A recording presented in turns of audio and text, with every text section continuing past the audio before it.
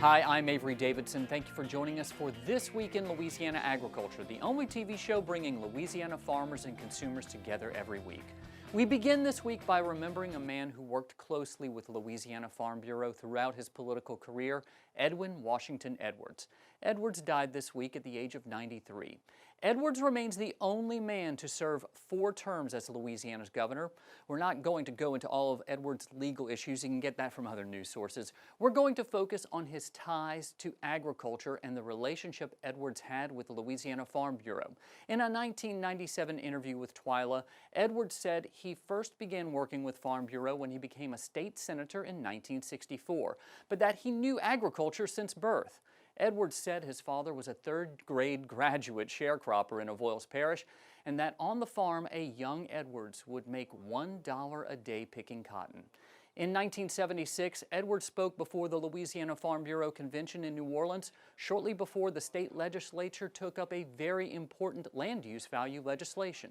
We believe that working with farmers is important. I believe that the future of this country, as we face the realistic possibility of another 100 million people in the next 30 years, the future of this country and the security of the world is going to depend more and more on the ability of the American farmer, because let's face it, no other nation in the world has the land, the technology, the machinery, and the farmers to increase the capacity of produced crops as well as America does. Edwards was right, and he knew well the national issues facing agriculture from his time serving what was then Louisiana's 7th Congressional District, which stretched from Lake Charles to Crowley. Edwards served on the House Ag Committee and said his district was the premier rice-growing district in the country. Even after he exited politics, Edwards continued to hold Louisiana's farmers and Farm Bureau in high regard. I was always comfortable because farmers are working people. They earn a living, and they produce food and fibers not only for America, but for many areas in the world that don't have adequate farm supplies. And forest farming is probably the single most heavy contributor to the economy of Louisiana, worth something like $12 billion a year, and is very important to our economy. And as a fellow who grew up on a farm, worked with farmers, represented them in legislation and Congress, I felt very comfortable with him. Edwards died of respiratory issues shortly after placing himself in hospice care. Governor Edwards would have been 94 years old next month. There are now fewer than 75 dairies in Louisiana, and only about 5 of them process the milk right there on the farm. One of those dairies is in trouble right now. Mike Bryan, the owner of Feliciana's Best Creamery, fell off his tractor about 6 weeks ago, broke his back, and suffered other injuries. Now, folks are trying to figure out ways to help this multi-generational dairy stay in the family. Maggie Bryan is calling the dry cows to feed them at her family's dairy in East Feliciana Parish. And as expected, the Holsteins and Jersey cows come on over. However, it's usually her father, Mike Bryan, who feeds the cows at Feliciana's Best Creamery, something he's not able to do right now, according to his son Brady. Normal day, normal routine, putting out hay for the cows, park the tractor like he's done a million times, and stepping down off the tractor, he missed a step and fell and hit the ground. And you know, one of our customers who actually buys milk from us regularly found him. This is a picture of Mike at the rehab hospital. Mike broke his back and sustained other injuries in the fall. Despite losing the main person who works on the farm, this family stepped up and milked the cows, processed the milk, and made every delivery. It doesn't matter what goes on, holidays, injuries, anything, things have to keep running around here. Which means Mike's wife Patty, Maggie, and Brady have more to worry about than just their beloved patriarch. You have the added worry of like what's going to happen to this place, what's going to happen to what my dad and my mom have spent their lives building where I grew up, like what's going to happen to this because of this accident. When we say we're a family-run and operated business, we're just family. My mom, sister, me, my grandpa, we do it all. So that's what we're worried about. I have a full-time job. I'm a registered nurse. My sister's starting pharmacy school in August, and my mom works at the post office. So we got to fill the void of milking cows twice a day and the processing. What do you say? Thank you. It's here at the Red Stick Farmers Market in Baton Rouge where many people know Mike. The response from our market community has really been incredible. Darlene Adams Rowland is the executive director of Breda, the organization that operates the Red Stick Farmers Market. She says patrons at the market have been offering donations to help the Bryan family, and that Breda has tapped the Louisiana Small Farm Survival Fund to offset the Bryans' costs. So our mission is really to support and sustain small family farmers, and we do that in a variety of ways, one of which is a fund we have established at Baton Rouge Area Foundation, and it assists small farmers in cases just like this, either a personal tragedy or after a natural disaster. The support we've seen already is amazing. Something you can really see how just the people at the market, how much they really love interacting with my dad and having our products, but the support we've seen has been amazing. I feel like we have like such just like a hidden gem up back here that it'd just be awful to lose it. And but I mean, we're doing everything we can not to. And I don't think we will. It's just gonna be really tough for a while until my dad gets back on his feet. But it'd be awful to lose it. I feel like we have such a great thing here and a thing that there's just not much of anymore. Aside from giving to Breda at the Red Stick Farmers Market, you can also make donations to the Patty J. Bryan Benefit for Mike Bryan account at Feliciana Bank. Tri-Parish Co-op in Slaughter is also selling raffle tickets to win a Weber Spirit Grill. Those tickets are $5 each. The drawing is set for July 30th. One lesson many of us learned from the COVID-19 pandemic: how important our food supply is. At the Westwego Shrimp Lot, however, it was never an issue for folks there to get seafood into the New Orleans area. TWILA's Neil Melanson tells us how this New Orleans staple managed to thrive during the pandemic by playing to its strengths.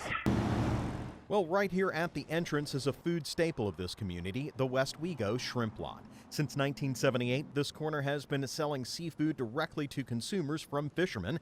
That freshness makes all the difference in the world, according to owner Ronnie Tomento. When you find a family that you like dealing with, you can continue dealing with them. I mean, special things and events at your house, and restaurants come here and chefs come here, and, but you can park and shop for what you want. You get a shrimp that big or that big 7 days a week. Amy's Seafood Mart is one of the vendors here. Her dad, affectionately known as Mr. Ziggy, started the lot along with Ronnie. And while Amy has had her own shop here for 32 years, her involvement in the business has been a lifelong affair. My dad's been a fisherman, trapper, and boat builder my whole life, and he's always taken us out there and taught us everything we know about seafood, whether it was catching it, cooking it, keeping it fresh, selling it. I've been here 32 years on my own, but I worked here at least 8 years while I was in high school for my sister, who is also out here, Suze. And I thought I was going to go to college, wanted to be a X-ray tech, and when I opened my own business, I just decided this was my life. I loved it. I'm good at it, and I know everything there is to know about seafood. The key to her staying in business is the fresh product. One of her regular customers says she drives a long way to get her seafood. I'm from the east, and I travel all the way to Amy's Seafood. They have the best. Prices are reasonable. Keeping customers happy is the key to their survival, something that became even more apparent during the pandemic. We was very nervous when COVID started, thinking everything was going to go under, not realizing we was an essential business. We shut down for 1 week and then realized, hey, we can work. And actually, we've been so busy with all the restaurants that shut down. Everybody was cooking from home, so it actually picked up on our business since COVID. This proud Westwego tradition goes beyond just shrimp. fresh fish and especially crabs are just two of the many other things available here. What they all have in common is that they still come right off the boat. Catching a seafood is not easy work. It's very hard. And anybody that's a fisherman out there knows it. And that's where we come in. We like to support our local fishermen. We pay them more than what the dock would pay them. In other words, to get them to come here and make a little extra money. As you can see, the fresh catch is what brings the customers, but it comes from a long-standing tradition. Reporting from Westwego, I'm Neil Melanson. Amy's Seafood delivers locally and nationally. In fact, Neil's dad ordered from there after hearing about the place. Both Amy's and the Seafood Lot have an online presence. We'll link you to them on our website at twilatv.org. Rice growers in Louisiana have been facing challenges this year from the weather and from pests like weeds and diseases. A new rice variety will give rice farmers another tool to fight these pests and was one of the highlights of the LSU Ag Center's annual Rice Field Day in Crowley. While it won't be found in any commercial fields this year, rice producers in Louisiana and other states will have a new variety to aid them in their constant battle against pests. It's called PVL03, and it has many of the characteristics plant breeder Adam Famosa likes, especially its resistance to a disease called blast. Our growers don't get paid on how resistant a line is, but they get paid on yield and quality, and disease is a major factor in determining what a given field or a given variety is going to do in terms of yield and its quality. Rice varieties developed at the H. Rouse Caffey Rice Research Station are grown throughout the Southeast and even internationally. Our focus is first and foremost on Louisiana and our growers, but if these varieties can have utility for others, that's excellent. Herbicide-resistant weeds are a growing problem in agriculture. But rice growers in Louisiana haven't been hit as hard as other states because of crop rotation practices. We're maybe 5% rice following rice in the state of Louisiana, whereas if you get into Arkansas, it's very common to see a rice field maybe planted for 20, 30 years that have been continuous rice. Rice acreage across the state took a hit as wet weather kept many acres from being planted. We may be down 30 or 40,000 acres because of weather conditions that didn't allow rice to be planted in the northern part of the state. Levy said other rice-producing states are experiencing lower acreage, and he hopes that may help elevate rice prices to offset yield losses because of the less-than-perfect growing conditions. With the LSU Ag Center, this is Craig Otro reporting. Harvest is expected to begin in about a week or so. Louisiana's rice crop is expected to be around 440,000 acres this year. Also attending the field day was Louisiana Speaker of the House Clay Scheck-Snyder, who said this was his first time attending the field day. He said he was amazed at the amount of work that took place here and how important it was for both farmers and researchers. Scheck-Snyder added state funding should be maintained for ag research and perhaps more. If anything, we need to invest more in it. That's another reason I came down, and you'll see me at a lot of field days this year. I went to the Cattlemen's Field Day the other day in St. Francisville. I'll do another one out this way. It's about learning what we can do as a legislature and as a state to help these guys, these farmers, these ladies out here make it better for our state and for the future. As you know, dealing with the young agriculture community out there, we're losing ground on that area. That's something that I want to look forward to in trying to bring those young people back into the ag business. Among the presenters at the field day was Evangeline Parish rice farmer Richard Fontenot, who serves on the Rice Research Board, as well as third vice president on the Louisiana Farm Bureau Board of Directors. Fontenot said it was the first time that many had gathered together since the pandemic, and it was good to see such an engaged crowd. One of the beautiful things about this Rice Research Station we had today is they replicate scenarios that we face on the farm every day. So if we're having excessively wet, excessively cold temperatures and conditions, so are they. And they're able to extrapolate that from their data sets and bring that information to us on a resource that we can use to make adjustments and make those economic decisions along the way, whether it be a variety, where insects, where it be a pathology issue, over the whole spectrum of attributes as it relates to production. Give us that information to make better decisions and get better results for our farmers in South Louisiana. This was the 112th Rice Research Field Day, and it was dedicated to Dr. Donald Groth, who retired from the LSU Ag Center Rice Research Station last year. Still to come on TWILA, we team up with a real Food Network star to go from field to feast with Louisiana beef. Stay with us.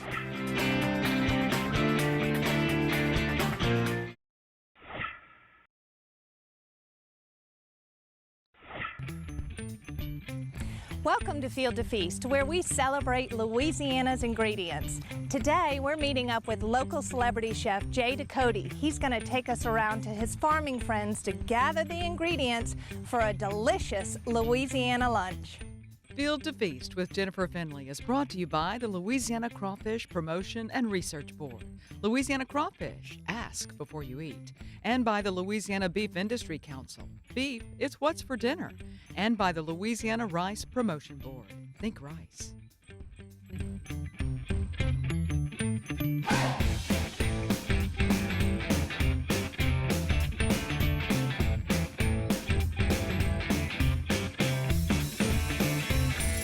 I love beets. We're at Fullness Organic Farms. This is a hidden gem in Baton Rouge. We're actually pretty much at the corner of Nicholson and Bluebonnet. It's amazing, and you would never know that this farm is here. They're really just great people that are making great food, and that's what we need more of in Baton Rouge.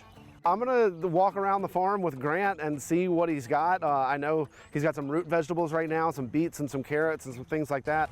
So yeah, we're just digging for gold now. Oh, look at those carrots. All right, Grant, the beets over here. All right, we've got some epic beets here. They've been thinned out to perfection. Ooh. And so I really like them when they're big, but then they still have beautiful tops on them. You know, beets are in the same family as chard, so the tops taste like chard. And then so you just kind of saute it down? Yeah, they wilt down easy.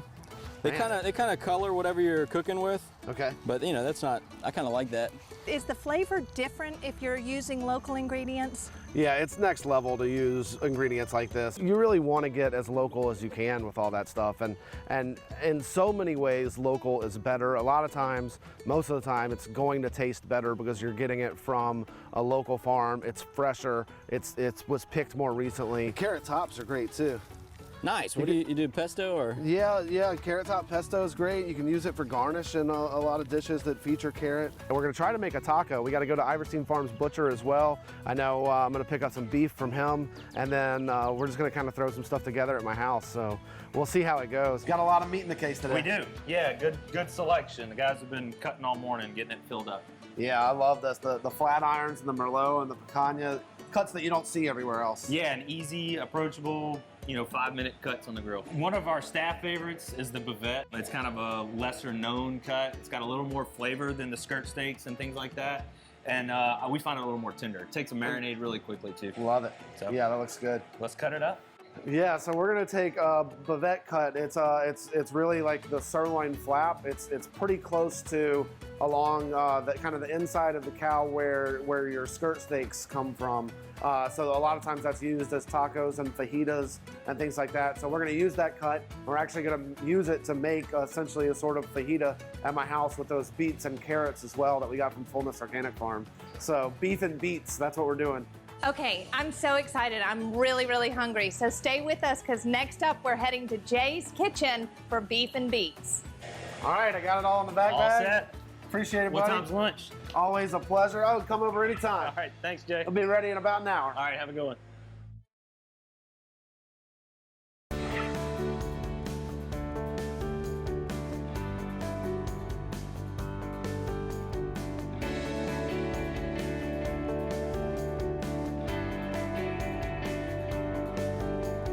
So we're back in the home kitchen with Jay Ducote. We've been to Fullness and Iverstein, and we have been shopping, and I'm so excited. What are we making for lunch? Me too, yeah. Okay, so we're gonna start with those beautiful beets that we got that Grant pulled right out of the ground for us.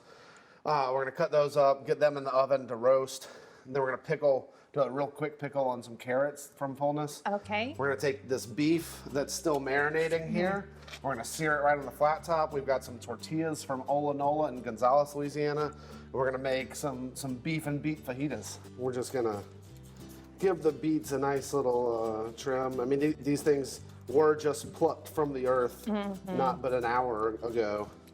And so I did wash them, but really that skin on the outside of them we don't really want for the roasting. Okay. So that's why I'm just giving them a nice peel.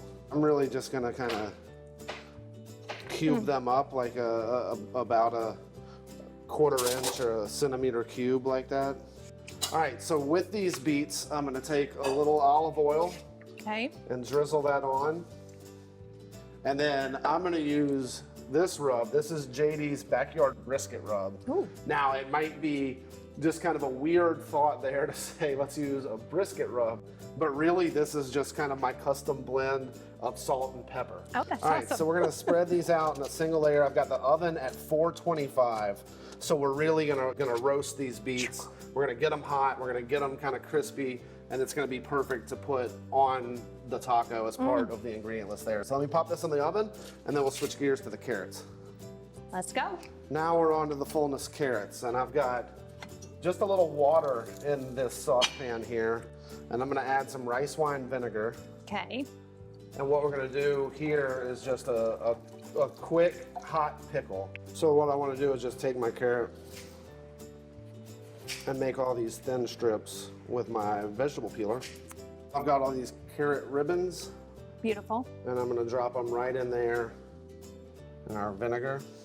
And now we're just gonna let that simmer Okay. while everything else is cooking. All right, our beets are roasting in the oven, our carrots are right there on the stove. We've got this flat top hot. This is that marinated beef that we got from Iverstein's butcher shop. This was the bavette cut, or the sirloin flap. Yes. Sliced up against the grain, marinated with olive oil, lime juice, and my JD's sweet and savory chili Chili rub. rub. And Yummy. we're just gonna dump right there on the flat top. Oh my. So we'll go ahead and spread all this out. Pretty. Make sure we're getting that surface area down. And this is local Louisiana beef. That's right. And so I've got my flat top pretty hot here, so we can start to flip everything over. I'm looking for that sear, right? Like I want to see some of that browning happening, and I wanna get that Maillard reaction. That's that browning of the meat. I want it to get a little bit of char on it. That's gonna give us a lot of flavor. So I'm gonna pull these off of the grill and put that aside to cool off, to rest a little bit. And My we gotta get goodness. the flat top ready for our tortillas. And then we gotta check on our beets that are in the oven roasting. Sounds good. Oh my word. Look at that. Yeah, Adorable. Those are gonna be super tasty. We've got to get some tortillas ready here. Okay. So, fortunately, I've got this great flat top here as well. We're gonna get our tortillas down. You'll see it start to bubble up. Yes. And once it's really bubbling like that, you can flip it. Oh, look at that. Oh, pretty. Okay. You grab your plate. I will. We'll give you a tortilla there. I'm so excited. I'll move these off to the side. And now, I'm gonna come right here and Thank get you, some sir. of this delicious Iverstein beef. Beets. For our beef and beet fajita. Right. Now, 2 more ingredients here. Our quick pickled carrots, and then this cilantro actually came right from Fullness this morning as well. And Absolutely there's our beautiful. beef and beet fajita with pickled carrots and Fullness cilantro. Cheers, friend. Thank you so much for spending the day with us, with your friends. Cheers. Field to Feast with Jennifer Finley was brought to you by the Louisiana Crawfish Promotion and Research Board, Louisiana Crawfish, ask before you eat, and by the Louisiana Beef Industry Council, beef, it's what's for dinner, and by the Louisiana Rice Promotion Board, think rice. That does it for this edition of TWILA. Be sure to join us next week when we'll show you what all the buzz is about when it comes to one-of-a-kind beehives. Until then, you can watch all of our stories online at twilatv.org, and be sure to like us on Facebook, follow us on Twitter and Instagram. You can also find all of these stories and a little bit more on our YouTube channel. Be sure to subscribe and turn on the notifications so you know when we put new stuff on there. For all of us here at TWILA, thank you for joining us. We hope to see you again right here next week.